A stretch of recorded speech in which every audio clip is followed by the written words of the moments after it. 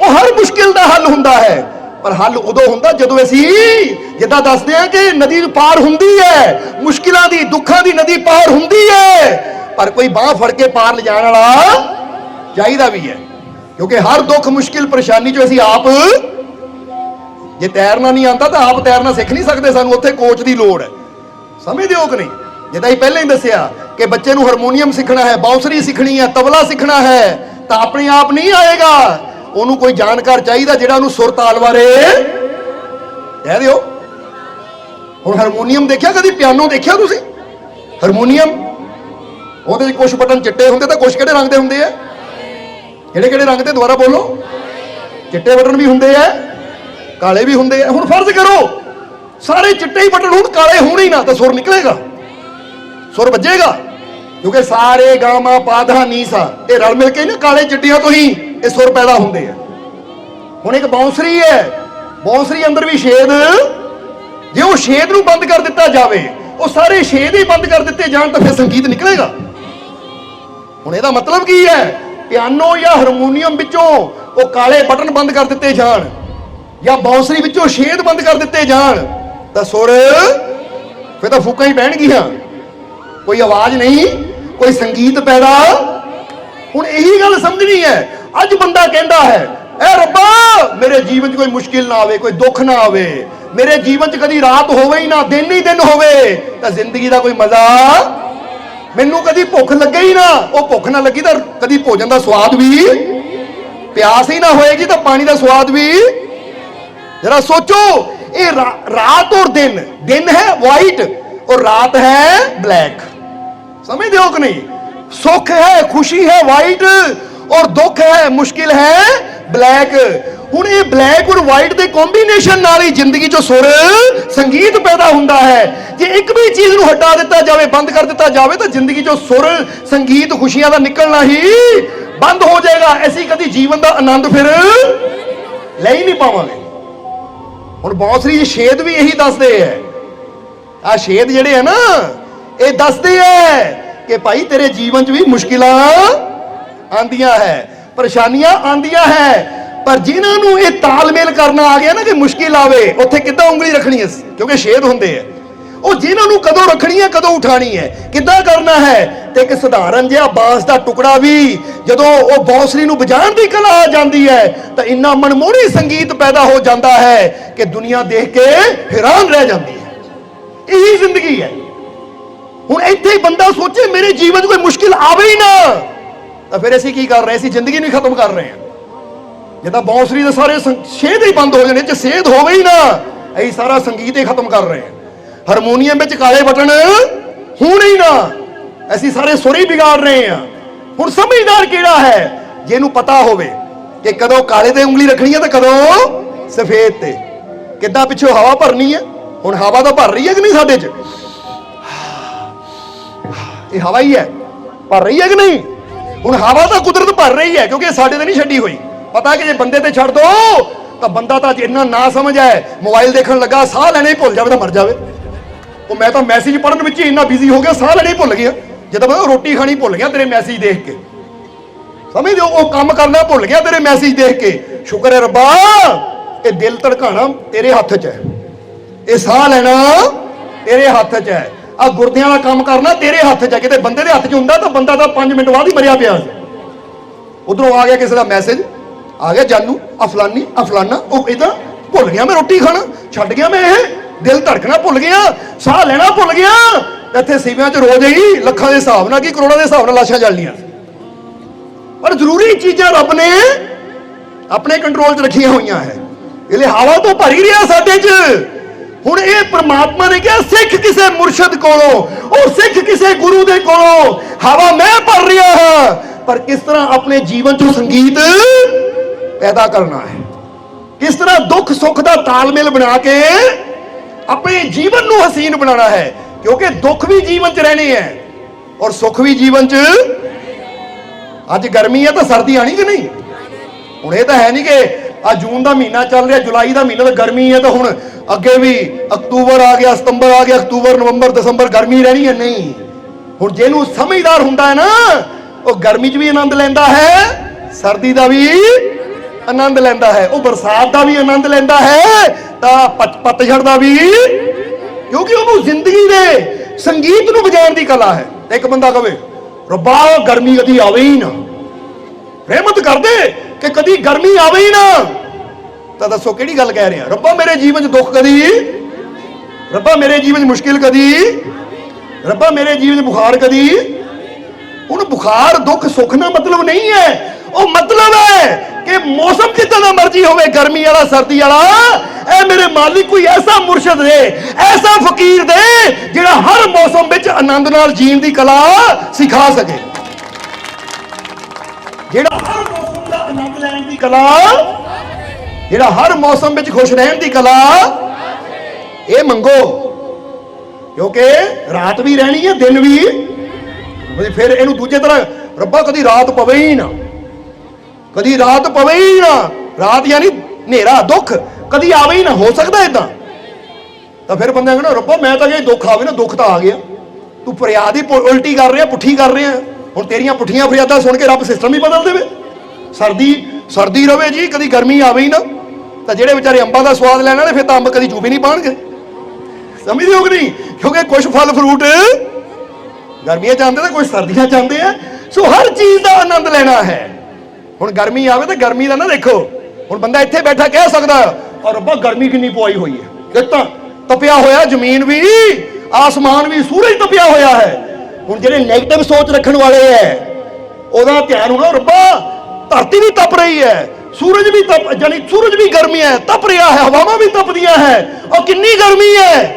ਇਹ ਨੈਗੇਟਿਵ ਬੰਦਾ ਹੈ, ਜਿਹੜਾ ਬੁਰਾ ਸੋਚ ਰਿਹਾ ਹੈ। ਤਾਂ ਜਿਹੜਾ ਅੱਛਾ ਸੋਚਣ ਵਾਲਾ ਕਹਿੰਦਾ ਉਹ ਵਾਹ ਰੱਬਾ ਧਰਤੀ ਤਪ ਰਹੀ ਹੈ, ਸੂਰਜ ਵੀ ਤਪ ਰਿਹਾ ਹੈ ਗਰਮੀ ਨਾਲ, ਆਕਾਸ਼ ਵੀ ਤਪ ਰਿਹਾ ਹੈ, ਹਵਾਵਾਂ ਵੀ ਤਪੀਆਂ ਹੈ, ਪਰ ਬਾ ਕਮਾਲ ਹੈ ਉਹ ਤੇਰਾ ਫਕੀਰ ਠੰਡ ਵਰਸਾਈ ਜਾਂਦਾ ਹੈ। ਕਮਾਲ ਦੀ ਗੱਲ ਹੈ, ਆ ਰਹਿਮਤ ਵਰਸਾਈ ਜਾਂਦਾ ਹੈ ਇੰਨੀ ਗਰਮੀ ਵਿੱਚ ਵੀ, ਇਦਾਂ ਦੀ ਰਹਿਮਤ। ਸ਼ੁਕਰ ਹੈ ਕਿਉਂਕਿ ਗਰਮੀ 'ਚ ਅੰਬ ਦਾ ਸਵਾਦ। ਹੁਣ ਇਹ ਗਰਮੀ ਵੱਲ ਨਾ ਦੇਖੋ, ਇਹ ਦੇਖੋ ਕਿ ਅਸੀਂ ਆ ਰਹਿਮਤ ਦਾ ਸਵਾਦ ਲੈਣਾ ਹੈ। ਹੁਣ ਜਿਨ੍ਹਾਂ ਦਾ ਧਿਆਨ ਪੋਜ਼ਿਟਿਵਿਟੀ ਵੱਲ ਹੋਵੇ ਨਾ, ਉਹ ਤਾਂ ਹਰ ਹਾਲਤ ਵਿੱਚ ਰੱਬ ਦਾ ਸ਼ੁਕਰ ਕਰਦੇ ਆ। ਸਮਝਦੇ ਹੋ ਕਿ ਨਹੀਂ? ਉਹ ਕਦੀ ਸ਼ਿਕਾਇਤਾਂ ਨਹੀਂ ਕਰਦੇ, ਕਦੀ ਸ਼ਿਕਵੇ ਨਹੀਂ ਕਰਦੇ, ਉਹ ਤਾਂ ਹਰ ਹਾਲਤ ਵਿੱਚ ਕਹਿੰਦੇ ਸ਼ੁਕਰ ਹੈ ਮੇਰੇ ਮਾਲਿਕ ਦਾ ਜਿਸ ਨੇ ਜ਼ਿੰਦਗੀ ਦਿੱਤੀ, ਤਾਂ ਜੀਵਨ 'ਚ ਦਿਨ ਵੀ ਦੇਖਣ ਦਾ ਮੌਕਾ ਮਿਲੇ ਤਾਂ ਰਾਤ ਵੀ। ਹੁਣ ਫਰਜ਼ ਕਰੋ ਇੱਥੇ ਇੱਕ ਹੋਰ ਪੁਆਇੰਟ ਆ ਗਿਆ ਕਿ ਤੁਸੀਂ ਕਹੋ ਰੱਬਾ ਕਦੀ ਰਾਤ ਹੋਵੇ ਹੀ ਨਾ, ਸਦਾ ਦਿਨ ਹੀ ਰਵੇ।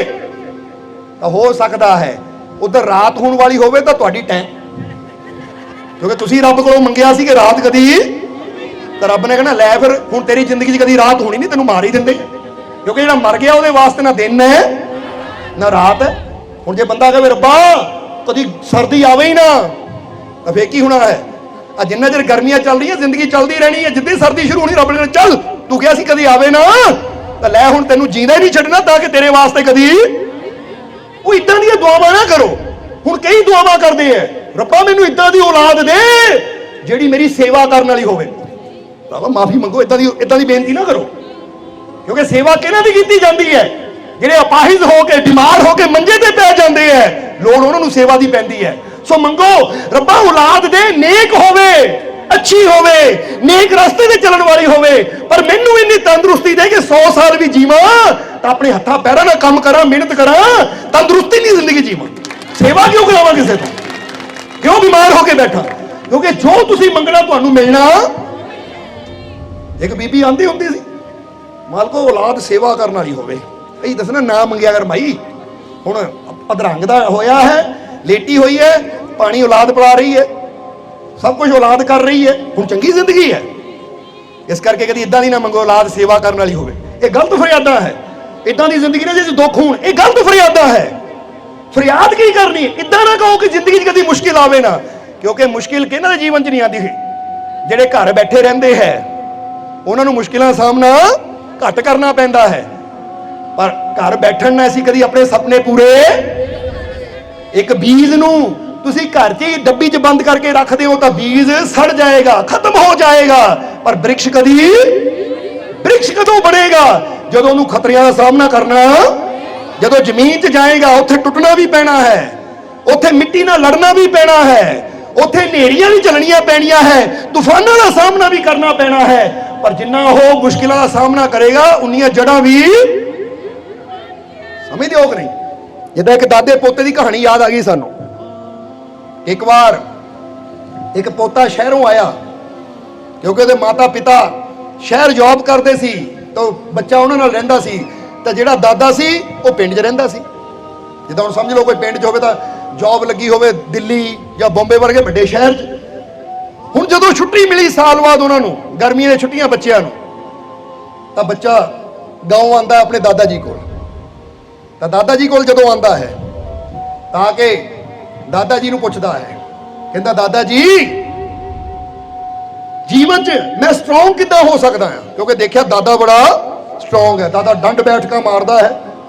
क्योंकि जिन्हां अपने जीवन की आदत बना ली होवे ना कसरत करन दी अभ्यास करन दी, वो फिर उम्र जिन्नी मर्जी हो जावे जिन्हों सैर करन दी आदत हो ना सैर इसलिए फिट भी उही रहिंदा है। सो दादे नूं देखिया सवेरे सवेरे कि दादा उठ के डंड बैठका मार रहा है। वो लड़के ने तो देखा कि मेरा डैडी या मम्मी तो सवेरे उठते हैं दौड़ दौड़ के ब्रेकफास्ट करते हैं बैग चकते ऑफिस चले जाते हैं, कभी उन्होंने देखा नहीं एक्सरसाइज करते कसरत करते हैं। पर दादा जी की बॉडी यानी शरीर बड़ा मजबूत है। पूछया दादा जी मैं मजबूत कितना हो सकता है, मैं स्ट्रोंग कितना हो सकता है। तो दादे ने समझाने वास्ते ना दादा कहता चल बेटा, क्योंकि बच्चे ने रहना सी महीना छुट्टियां सी गर्मी दी, अजकल छुट्टियां चल रही बच्चों दी। हुण दादा उन्होंने लैके एक नर्सरी को चला गया, कोल ही नर्सरी सी, उन्हें 2 पौधे खरीदे इको ही नस्ल के, 2 छोटे छोटे पौधे ले और दोनों पौधों को लैके घर आ गया। हुण उन्हें की कीता, एक पौधे को एक गमले च लाया और गमले को चक के घर के अंदर रख लिया और दूजा पौधा उन्हें अपने घर के पिछे पिछे आंगन सी जमीन सी दादे दी, वो जमीन में टोआ पुट के ला दिता। तो उन्हें बेटे को सवाल पूछा पोते को कि बेटा दस, एक पौधा मैं गमले च ला के अंदर रखिया है और दूजा पौधा मैं पिछे जंगल च, यानी पिछे जंगल ही सी यानी उजाड़ सी पिछला पासा, जिद्दां आपां देखदे पिछले पासे फसल है घास फूस है इदां। हुण कहंदा बेटा दस, एक पौधा मैं इत्थे लाया पिछे और एक मैं गमले च लाया है, हुण तेरे हिसाब नाल किहड़ा पौधा बधेगा फुलेगा, किहड़ा पौधा स्ट्रोंग बनेगा। तो पोते ने कहा दादा जी आ जिहड़ा गमले च है ये घर च है, ये सुरक्षित है, ये की है सुरक्षित है, ये ज्यादा बधेगा फुलेगा, और जिहड़ा पिछे है वो तो जंगली है, कोई जानवर भी खा सकता है, नेरी आई मीह आया उन्होंने कोई बचाने वाला है नहीं। दादा हसिया कहता ठीक है बेटा, हुण ये दोनों ही पौधे इत्थे रहणगे, तू अगले साल आई फिर देखी, क्योंकि पौधे नूं बदलण वास्ते थोड़ा समा। कहते पोता चला गया जो छुट्टियां खत्म हुई, अगले साल जो आया तो बच्चे नूं याद सी कि 2 पौधे एक गमले च लाया सी, एक दादा जी ने पिछे लाया सी, वो देखने आ जाके। हुण साल बाद जो बच्चा छुट्टी नूं आया, छुट्टी आया तो दादा जी नूं आंदे पुछदा दादा जी वो पौधे का की बनिया। तो दादे ने ना गमले जिहड़ा पौधा अंदर सी, कहंदे बेटा देख एक आया, वो पौधा देखे इन्ना क लाया सी, अज वो एडा हो गया, यानी एडा हो गया, यानी गमले तो जिद्दां आपां कह लईए 3-4 फुट का हो गया गमले च ही। वो कहना देखिया दादा जी कितना बड़ा हो गया, वो पौधा जो पिछे सी की बनया, कहते चल दिखावा। जो पिछे जाके देखिया तो वह पौधा कोठे तो भी उपर होया है, कोठे तो भी, और ओदियां टहनियां भी मोटियां हो गई। वो कहता दादा जी ये कहता बेटा बस यही तेनों दिखाना सी, पूछया सी कि मैं स्ट्रोंग किद्दां हो सकदा, मजबूत किद्दां हो सकदा है। बेटा ये पौधा गमले च सी, सुरक्षित सुरक्षितता सीगा, यानी इनू कोई खतरा तो है नहीं सी, सुरक्षितता सी, पर इहदे को बदन दे चांस नहीं सी, क्योंकि इहदी जड़ ओदी एक सीमा सी, थल्ले मिट्टी उस तो गहरी यह जा नहीं सकती सी। पर वो जिहड़ा पौधा पिछे सी वो खतरे च सी, और जदों कोई खतरे च हुंदा है ना, हवा आंदी है तो पेड़ जिन्ना हवावां दा सामना करदे आ उन्ना ही पेड़ अपनी जड़ां नूं गहराई च लेके जाते हैं ताकि हवावां मैनू उखाड़ ना सकन, क्योंकि पौधे अंदर भी एक जान हुंदी है। समझदे हो कि नहीं। जगदीश चंद्र बसू जो साडे इंडिया के पहले साइंटिस्ट सी, फर्स्ट साइंटिस्ट, उन्होंने ये चीज साबित की कि पेड़ा पौधों च भी जान हुंदी है। वो कहते तेरी सोच का असर इन्हां पौधों से भी पैंदा है। क्रिस्कोग्राफी एक मशीन हुंदी है ਜਿਹਦੇ ਸੈਂਸਰ ਉਹਨਾਂ ਨੇ ਪੌਦੇ ਤੇ ਲਾਏ ਔਰ ਫਿਰ ਇੱਕ ਆਦਮੀ ਨੂੰ ਕਿਹਾ ਕਿ ਤੂੰ ਇੱਥੇ ਬੈਠ ਕੇ ਸੋਚ ਇਹ ਪੌਦੇ ਬਾਰੇ ਕਿ ਮੈਂ ਇਹਨੂੰ ਵੱਢ ਦੇਣਾ ਹੈ, ਇਹਨੂੰ ਖਤਮ ਕਰ ਦੇਣਾ ਹੈ। ਕਹਿੰਦੇ ਜਦੋਂ ਬੰਦੇ ਨੇ 5-6 ਫੁੱਟ ਦੀ ਦੂਰੀ ਤੋਂ ਪੌਦੇ ਬਾਰੇ ਸੋਚਣਾ ਸ਼ੁਰੂ ਕੀਤਾ ਕਿ ਮੈਂ ਇਹਨੂੰ ਖਤਮ ਕਰ ਦੇਣਾ ਹੈ, ਇਹ ਪੌਦੇ ਨੂੰ ਵੱਢ ਦੇਣਾ ਹੈ, ਤੋੜ ਦੇਣੇ ਦੇ ਪੱਤੇ, ਕਹਿੰਦੇ ਪੌਦੇ ਦੀ ਤਰਫ ਉਹਦੇ ਸਿਗਨਲ ਗਏ, ਮਾਈਂਡ ਦੇ ਵਾਈਬ੍ਰੇਸ਼ਨ ਗਈ ਤਾਂ ਦੇਖਿਆ ਉਹ ਮਸ਼ੀਨ ਜਿੱਦਾਂ ECG ਹੁੰਦੀ ਹੈ ਨਾ, ECG ਜਦੋਂ ਬੰਦੇ ਦੇ ਇੱਥੇ ਹਾਰਟ ਦੇ ਸੈਂਸਰ ਲਾਏ ਜਾਂਦੇ ਆ ਤਾਂ ਇੱਦਾਂ ਤਾਂ ਲਾਈਨਾਂ ਬਣਦੀਆਂ ਹੈ, ਤਾਂ ਉਸਲੇ ਉਹ ਮਸ਼ੀਨ ਇੱਦਾਂ ਤਾਂ ਚੱਲਣ ਲੱਗ ਗਈ।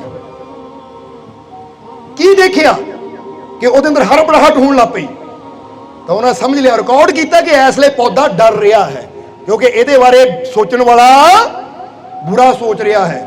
ਫਿਰ ਅਸੀਂ ਫਿਰ ਕਹਾਂਗੇ ਜਗਦੀਸ਼ ਚੰਦਰ ਬਸੂ ਕਦੀ ਪੜ੍ਹ ਕੇ ਦੇਖਿਓ, ਐਕਸਪੈਰੀਮੈਂਟ ਇਹਦੇ ਬਾਰੇ ਤੁਹਾਨੂੰ ਗੂਗਲ ਤੇ ਬੜਾ ਖੁੱਲ ਕੇ ਮਿਲ ਜਾਏਗਾ। ਫਿਰ ਉਹਨਾਂ ਨੇ ਇੱਕ ਦੂਸਰਾ ਬੰਦਾ ਬੁਲਾਇਆ, ਇਹਨੂੰ ਕੱਢ ਦਿੱਤਾ ਇੱਕ ਪਾਸੇ, ਚੱਲ ਬਈ ਤੂੰ। ਦੂਜਾ ਬੰਦਾ ਬੁਲਾਇਆ, ਉਹਨੂੰ ਕਿਹਾ ਤੂੰ ਬੈਠੇ ਬੈਠੇ ਕਹਿ ਮੈਨੂੰ ਬਹੁਤ ਪਿਆਰ ਕਰਦਾ, ਮੈਨੂੰ ਬਹੁਤ ਮੁਹੱਬਤ ਕਰਦਾ, ਇਹ ਪੌਦਾ ਬਹੁਤ ਪਿਆਰਾ ਹੈ। ਕਹਿੰਦੇ ਜਦੋਂ ਐਸੀ ਸੋਚ ਦੇਖੀ ਤਾਂ ਉਹ ਮਸ਼ੀਨ ਐਵੇਂ ਆਰਾਮ ਨਾਲ ਸਹਿਜ, ਜਿੱਦਾਂ ਬੰਦੇ ਦੀ ਧੜਕਣ ਨਾ ਤੇਜ਼ ਹੋ ਜਾਂਦੀ, ਘਬਰਾਹਟ ਨਾ, ਤਾਂ ਕੋਈ ਪਿਆਰ ਕਰੇ ਤਾਂ ਬੜੀ ਸ਼ਾਂਤੀ ਨਾਲ ਚੱਲਣ ਲੱਗ ਪੈਂਦੀ ਹੈ। ਫਿਰ ਉਹਨਾਂ ਨੇ ਸਾਬਿਤ ਕੀਤਾ ਕਿ ਸਾਡੀ ਸੋਚ ਦਾ ਪ੍ਰਭਾਵ ਪੇੜਾਂ ਪੌਦਿਆਂ ਤੇ ਵੀ। ਤਾਂ ਹੁਣ ਜ਼ਰਾ ਸੋਚੋ, ਜੇ ਸਾਡੀ ਸੋਚ ਦਾ ਪ੍ਰਭਾਵ ਪੇੜਾਂ ਪੌਦਿਆਂ ਤੇ ਪੈ ਸਕਦਾ ਹੈ ਤਾਂ ਸਾਡੀ ਸੋਚ ਦਾ ਪ੍ਰਭਾਵ ਸਾਡੇ ਜੀਵਨ ਤੇ ਕਿੰਨਾ ਪੈਂਦਾ ਹੋਏਗਾ। ਜੇ ਅਸੀਂ ਹਰ ਵੇਲੇ ਸੋਚੀ ਜਾਈਏ ਮੈਂ ਠੀਕ ਨਹੀਂ ਹੋ ਸਕਦਾ, ਮੇਰੀ ਇਹ ਬਿਮਾਰੀ ਠੀਕ ਨਹੀਂ ਹੋ ਸਕਦੀ, ਮੈਨੂੰ ਕਾਮਯਾਬੀ ਨਹੀਂ ਮਿਲ ਸਕਦੀ, ਮੈਨੂੰ ਸਫਲਤਾ ਨਹੀਂ ਮਿਲ ਸਕਦੀ, ਤਾਂ ਜੇ ਸਾਡੇ ਅੰਦਰ ਹੀ ਇਹ ਵਿਚਾਰ ਚੱਲਣਗੇ ਤਾਂ ਇਹ ਸੋਚਾਂ ਦੀ ਸਾਡੇ ਤੇ ਕੀ ਪ੍ਰਭਾਵ ਪਏਗਾ, ਕੀ ਅਸਰ ਹੋਏਗਾ, ਕਿਹੜੀਆਂ ਤਰੰਗਾਂ ਦਾ ਪ੍ਰਭਾਵ ਸਾਡੇ ਮਾਈਂਡ ਦੇ ਨਾਲ ਸਾਡੀ ਬਾਡੀ ਤੇ ਪੈਂਦਾ ਹੈ। ਇਸ ਲਈ ਆਪਣੀ ਸੋਚ ਨੂੰ ਹਮੇਸ਼ਾ ਕੀ ਕਰਨਾ ਹੈ, ਅੱਛਾ ਰੱਖਣਾ ਹੈ। ਹੁਣ ਦਾਦੇ ਨੇ ਜਦੋਂ ਦੱਸਿਆ ਕਿ ਬੇਟਾ ਇਹ ਪੌਦਾ ਇਸ ਲਈ ਮਜ਼ਬੂਤ ਹੋਇਆ ਕਿਉਂਕਿ ਇਹਨੂੰ ਮੁਸ਼ਕਿਲਾਂ ਦਾ ਸਾਹਮਣਾ ਕਰਨਾ ਪਿਆ, ਹਵਾਵਾਂ ਦਾ ਸਾਹਮਣਾ ਕਰਨਾ ਪਿਆ, ਇਹਨੂੰ ਮੀਂਹ ਹਨੇਰੀ ਦਾ ਸਾਹਮਣਾ ਕਰਨਾ, ਤਾਂ ਹੀ ਇਹ ਮਜ਼ਬੂਤ ਹੋਇਆ। ਉਹ ਜਿਹੜੇ ਗਮਲੇ 'ਚ ਰਹਿ ਜਾਂਦੇ ਐ ਉਹਨਾਂ ਤੱਕ ਬੱਚਾ ਵੀ ਫੜ ਕੇ ਪੱਟ ਕੇ ਸੁੱਟ ਦਿੰਦਾ ਹੈ, ਪਰ ਜਿਹੜੇ ਜੰਗਲਾਂ 'ਚ ਪੇੜ ਬੜੇ ਹੁੰਦੇ ਐ ਕਈ ਵਾਰ ਬੜੇ ਬੜੇ ਤੂਫਾਨ ਵੀ ਉਹਨਾਂ ਦਾ ਕੁਝ ਵਿਗਾੜ। ਫਿਰ ਤੋਂ ਕੀ ਪਤਾ ਲੱਗਦਾ ਹੈ ਕਿ ਜੀਵਨ 'ਚ ਜੇ ਤੁਸੀਂ ਵੀ ਮਜ਼ਬੂਤ ਹੋਣਾ ਹੈ ਤਾਂ ਮੁਸ਼ਕਿਲਾਂ ਦਾ ਸਾਹਮਣਾ ਕਰਨਾ ਸਿੱਖਾਂਗੇ, ਮੁਸ਼ਕਿਲਾਂ 'ਚ ਗੁਜ਼ਰਨਾ ਸਿੱਖਾਂਗੇ, ਤਾਂ ਸਾਡੇ ਅੰਦਰ ਵੀ ਉਹ ਤਾਕਤ ਆਏਗੀ ਕਿ ਫਿਰ ਕੋਈ ਵੀ ਬੜੇ ਤੋਂ ਬੜਾ ਮੁਸ਼ਕਿਲਾਂ ਤੂਫਾਨ ਵੀ ਸਾਨੂੰ ਗਿਰਾ। ਇਸ ਕਰਕੇ ਆਪਣੀ ਹਿੰਮਤ ਨੂੰ ਵਧਾਈਏ, ਆਪਣੇ ਹੌਸਲੇ ਨੂੰ ਵਧਾਈਏ, ਆਪਣੀ ਸ਼ਕਤੀ ਨੂੰ ਵਧਾਈਏ, ਨਾ ਕਿ ਡਰ ਡਰ ਕੇ ਆਪਣੀ ਜ਼ਿੰਦਗੀ ਗੁਜ਼ਾਰੀਏ।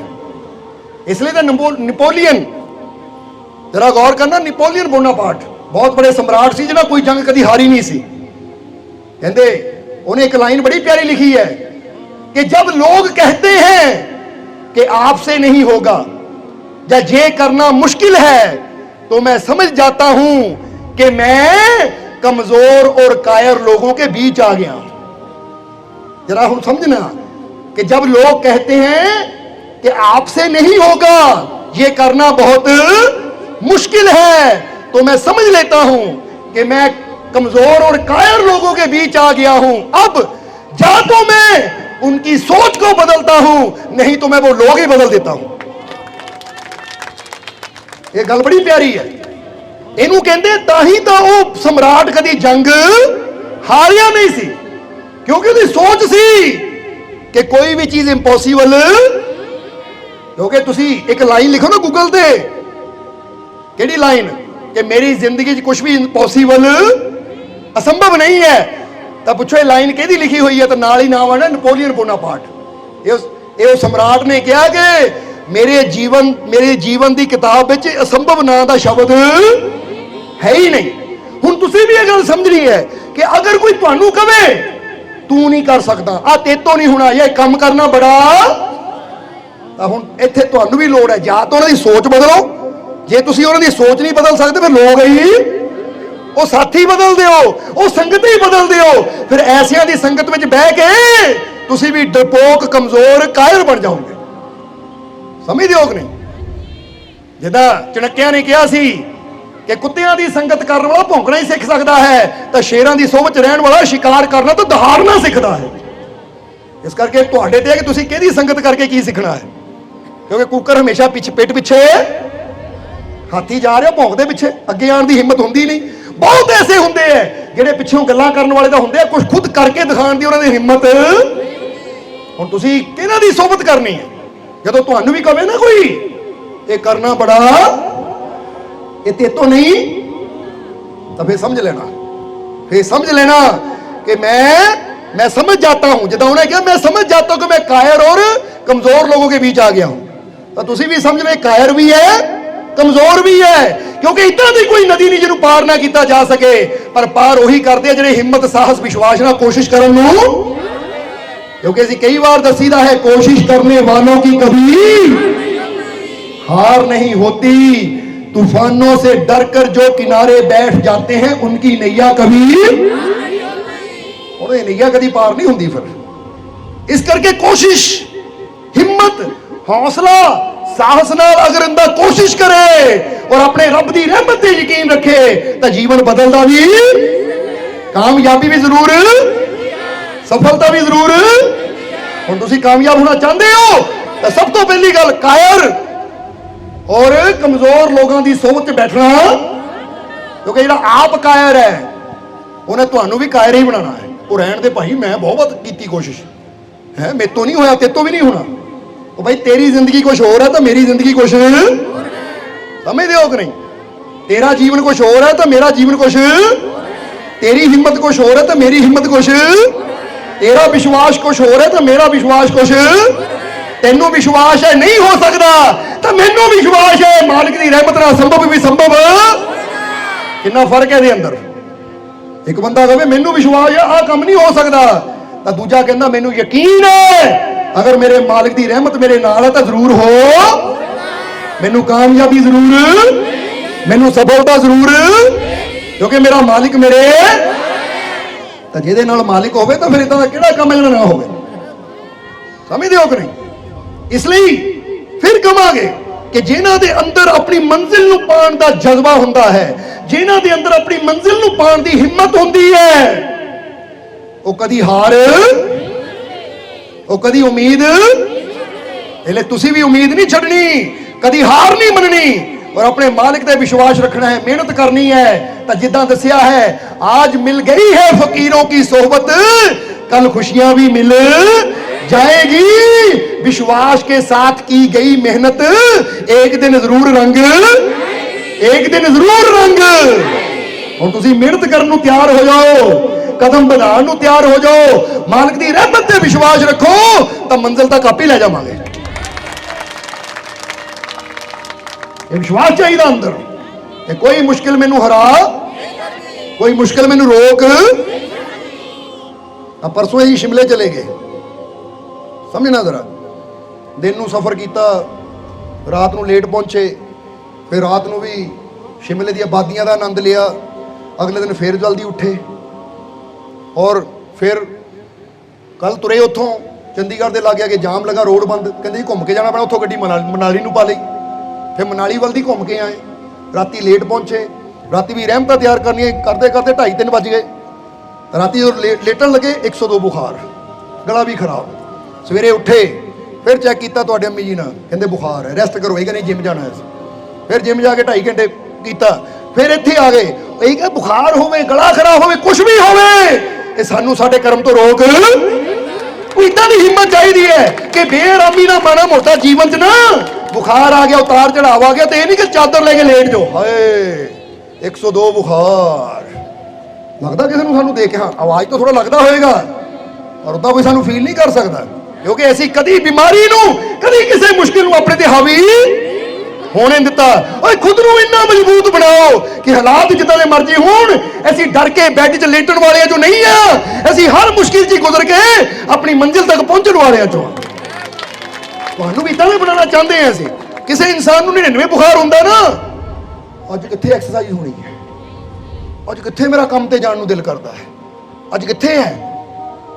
फिर कहांगे ये हुंदी है कमजोरां दी निशानी, ये हुंदी है कायरां दी निशानी। और जिहड़े जानदार हुंदे है, शानदार हुंदे है, बहादुर हुंदे है, वो किसी दुख, किसी मुसीबत, किसी बीमारी नू अपने ते हावी और फिर इदां ही गर्जन नू तैयार है जिद्दां असीं गर्ज रहे हैं, समझदे हो कि नहीं? इस करके तां ही तां कहीदा चल उठ जा, चल उठ जा, कर गम के सागर पार, तू मार दे ठोकर। ਇਹਨੂੰ मारनी ठोकर भला फिक्रों को, क्योंकि बंदे के अंदर बड़ियां फिक्रां होंदियां है। मेरा की बनेगा, मेरे बच्चों का की बनेगा, मेरे कारोबार का की बनेगा, मेरी सेहत का की बनेगा, फिक्र होंदी है कि नहीं। पर अज असीं इन्हां ठोकर मारनी है, इसलिए कहते चल उठ जा, चल उठ जा, कर गम के सागर पार, तू मार दे ठोकर फिक्रों को, और शेर की तरह दहाड़। दहाड़ना है शेर की तरह, क्योंकि मैं कोई गीदड़ नहीं जो मुश्किलों को देखकर भाग जाता है। मैं कोई गीदड़ नहीं जो जरा सी मुश्किल को देखकर भाग जाता है। और मैं तो वो शेर हूं जिसकी दहाड़ से सारा जंगल थर थराता है। शेर बनो। ये मुश्किल है तो तुसी नहीं डरना, हाय आ गई मुश्किल, हाय आ गई प्रॉब्लम, तो तुसी डर के समझते हो कि नहीं। बह जाता ना बंदा घबरा के, माड़िया सिर दर्द, ओ यार पट्टी बन दे, हुण नहीं कोई काम होना, हुण नहीं कुछ होना। वो किदां दे कायर।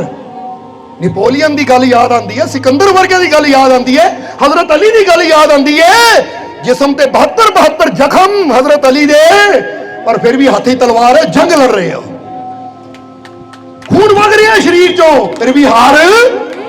वो कहते हार के मैं बैठना नहीं है, या तो मरूंगा या जित के दिखाऊंगा दुनिया को। क्योंकि इन्ना तो वक्त ही नहीं है कि जख्मां नूं हाय हाय करके, हाय मेरे तो जख्म लग गया, हुण नहीं मैं लड़ सकता, हुण नहीं मैं अगे वध सकता, क्योंकि मैं बीमार हाँ, मेरे लहू वग रहा है।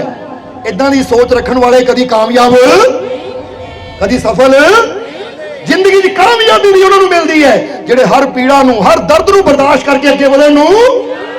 तुसीं तैयार हो कि नहीं। अज तो दर्दां की चिंता छड्डो कि मेरे गोडे, मेरे ये, मेरे वो, एक कोई गल नहीं। अज गोडियां च दर्द है, अज कमर च दर्द है, अज जीवन च प्रॉब्लम है, मेरा मालिक मेरे नाल है, मैं अगे वधण नूं तैयार हां। खुशियां भी जरूर, कामयाबी जरूर, तंदुरुस्ती तक जरूर पहुंचांगे, क्योंकि बाह फड़ के तुरन वाला मेरा मालिक मेरे, मेरा मालिक मेरे, मेरा मालिक मेरे। इसलिए सब तो पहले चेक करना कि तुहाडे नाल कौन चल रहा है, तुसी सलाहकार तुहाडा कौन है, समझदे हो कि नहीं। क्योंकि कुछ सलाहकार बाहर होंदे है और कुछ सलाहकार साडे अंदर भी होंदे है। बाहर भी सलाहकार जिदा नेपोलियन की गल दसी, जिहड़े कहंदे तेतों नहीं होना, तू नहीं कर सकता, वो छड्ड दे काम बड़ा औखा है, वो फलाने ने कोशिश की, फलाने ने की, उन्होंने कामयाबी तैनूं भी नहीं मिलनी। हुण कई इदां दे सलाहकार भी होंदे हैं जिहड़े साडी हिम्मत नूं तोड़न वाले होंदे हैं, साडे जोश नूं खत्म करने वाले होंदे हैं, साडे अंदर जिहड़ा हौसला साहस है ना उन्होंने मिटाण वाले होंदे हैं। हुण इदां दे सलाहकारां दी सुणांगे तां फिर तां उही है, कंबल दी बुक्कल मार के बस टीवी मोरे बह जा, टीवी देखी जा, ਜਾਂ ਹੱਥ 'ਚ मोबाइल लेके गेमां ही खेडी जा, ਤਾਂ जीवन 'ਚ अपने सपनिਆਂ ਦੀ मंजिल ਨੂੰ ਭੁੱਲ ਜਾ, ਭੁੱਲ ਜਾ कि मैं कामयाब होना है, भुੱਲ जा कि मैं चमकना है सूरज की तरह। और एक पासे बाहरों जिदा दसिया एक नैगेटिव सलाह देने वाले होंगे, तेतों नहीं होना, तू नहीं कर सकता। एक पासे बाहर गुरु मुर्शिद और साडे वर्गे फकीर भी सलाहकार होंगे है, जिहड़े कहंदे फिक्र ना कर, तू कोशिश कर, रब की रहमत ते विश्वास कर, कामयाबी जरूर, जिहनूं कोई नहीं कर पाया तू यकीन ना कदम बढ़ा, तू जरूर कर पाएगा। क्योंकि गल विश्वास की है, गल यकीन की है, गल भरोसे की है। हजारे जीव देखे लोग कहते कैंसर की बीमारी ठीक नहीं होती, पर मालिक के दर ते आने नाल ठीक हो गए। आज ये दिमाग ब्रेन की उम्र है, आ फलानी तकलीफ है, फलाना दुख है, आ कम नहीं बनता इन्ने सालों तो, वो मालिक के घर च पहुंचने नाल वो नामुमकिन मुमकिन, असंभव असंभव हो जाता है। क्योंकि हर चीज नूं फिर कहांगे असीं कि वक्त हुंदा हर चीज का, पर इंसान जदों मालिक दे घर तक पहुंच जाता तो समझ लो हुण जिंदगी बदलण दा वक्त आ गया, हुण खुशियां नूं हासिल करन दा वक्त, हुण कामयाबी सफलता पाउण दा वक्त, हुण मालिक दी रहमत नाल उचाइयां तक उड़न दा पहुंचण दा वक्त। क्योंकि जिहड़ा वक्त मैनूं मालिक दे वक्त तक लै जानी उहदे दर तक लै गया, ये समझ ले, जिस वक्त मैं मालिक दे वक्त दर तक चला गया फिर उदों तो मेरा वक्त बदलना शुरू हो गया। और ये वक्त बदलता है जो प्रेम विश्वास नाल इंसान उहदे घर तक पहुंच जाता है।